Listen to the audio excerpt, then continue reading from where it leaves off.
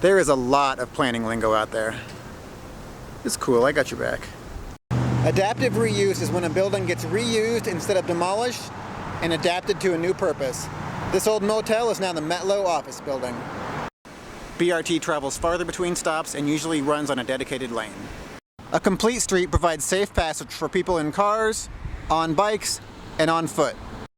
Density is a way that planners measure how many people are in a given area. For new construction, it's usually represented as dwellings per acre, and for existing cities as people per square kilometer. An environmental corridor usually follows a stream or old railroad tracks. Floor area ratio is a measurement of all the square footage of the floors divided by the square footage of the lot. This building has an FAR of 6. 6 floors occupy the whole lot. This building has 10 stories, but the FAR is going to be slightly lower because these floors do not occupy the whole lot. Greenfield development takes place on land that has never before been developed, aka sprawl.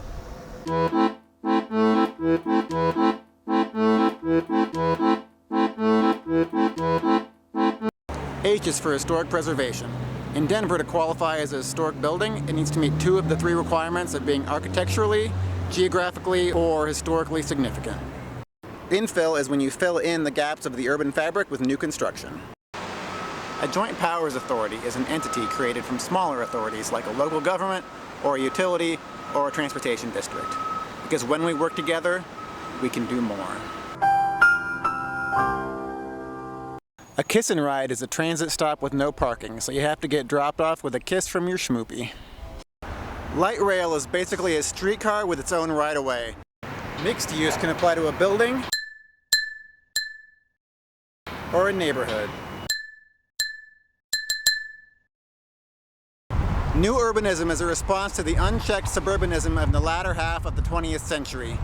It's basically an attempt to find a balance between healthy walkable cities and car culture. Outfill is a word I made up. A parking ratio is the number of parking spaces per building. This is usually measured for residential as parking spaces per dwelling and for commercial as parking spaces per 1,000 square feet. Quality of life is one of the ways that planners measure cities. Rail banking is when the right-of-way of a disused rail line is saved for future use. Setback refers to how far a building is set back from the property line.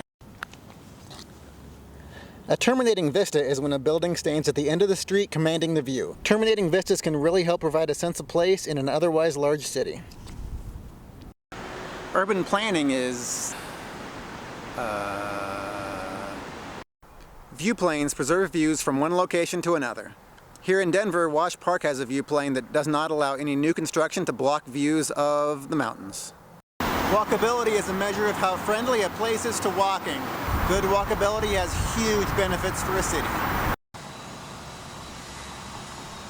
XERISCAPING is landscaping that reduces or eliminates the need for water. It's more of a landscape architecture term, but it was either that or X-ray fish at the aquarium. YIMBY is a tongue-in-cheek response to the idea of NIMBYism. NIMBY, of course, stands for nothing is scarier than change, not even spiders. And we conveniently get to end with zoning. Each lot in a city belongs to a zone that dictates not only its allowable uses, but also things like setback, parking area ratio, floor area ratio, building height. Zoning gets really interesting really fast, which is why, like a lot of these topics, it'll be getting its own video soon. You know how this works. You're on YouTube. Click that subscribe button.